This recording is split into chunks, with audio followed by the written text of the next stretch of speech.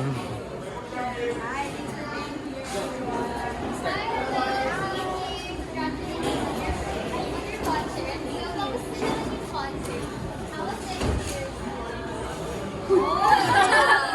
po super kasi it's been a long time since we had a concert na parang exclusively for fans. And ito na po, meron po kaming maraming new faces dito sa ML48. And we're so happy na finally nakapan namin and nakilala niyo po sila. And super dami na rin namin nakita familiar faces and then new faces. So it touches our heart na parang until now, they're still supporting ML48. Yeah. Can you share with us your experience sa preparation? For preparations, it took us weeks to finalize everything, to fix the set lists, and we started training from morning until like afternoon. Yeah. And everybody adjusted their schedules because some of them are still going to school. Yes. Have work. Some of them are, they're really putting MNL48 first. Yes, and seeing the fruits of our hard work really touches all the members. I feel like na-feel rin yun ng mga audience namin. Yeah. Question for Miss Lana. How does it feel to become the co-captain of the MNL48?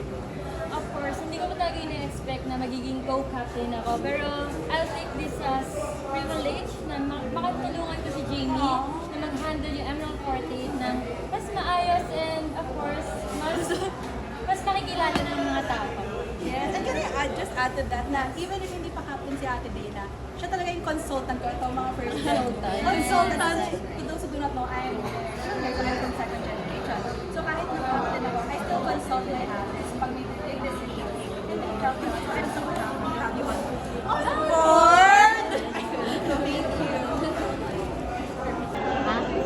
First time ka lang Jen. Hi, hello everyone. So, I'll be the representative of 5th Gen for tonight. Going back, it really feels surreal being able to perform and give our best for the very first time.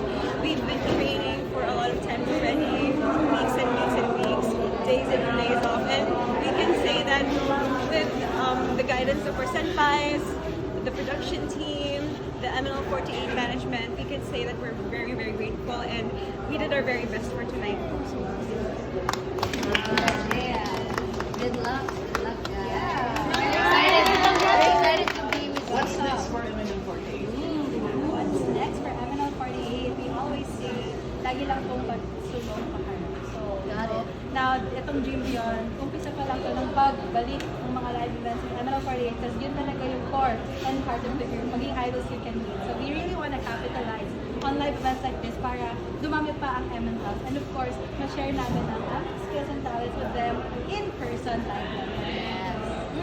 What is the advice po ni Miss Abby na tumatakbo sa inyo and how did you apply it dito po sa concert mo? Advice ni Ate Abby. We call her Ate kasi Yeah. for us, she's an ate figure. So I feel like the biggest advice that she gave us, Cole can answer. One of the best advice. Kasi maraming advice si Ate Abby as manager. But one that stuck to me the most would be, no matter what happens, you have to stick to your beliefs. Stick to what you know and what your truth is. Because if hindi mo yun, kumbaga kung wala kang core values, it wouldn't show. You wouldn't be who you are right now. You wouldn't have your character.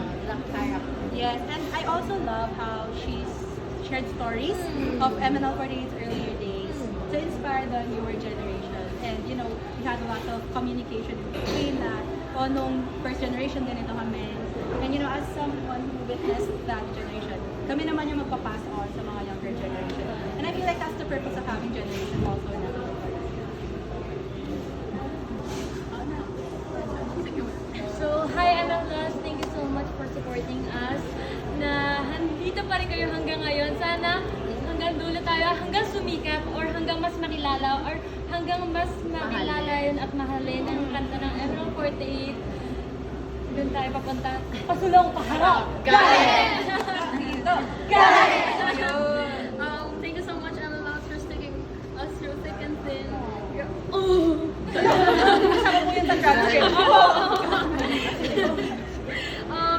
Kasi Emma Loves, there wouldn't be ML for you without you guys. Without you guys, parang there wouldn't be first gen to fifth gens. Kasi kayo ang aming inspiration sa buhay na mag-proceed and magpakahirap always to achieve our dreams. Like, dream naman natin pareho na umangat ng ML48, makilala at mamahal ako.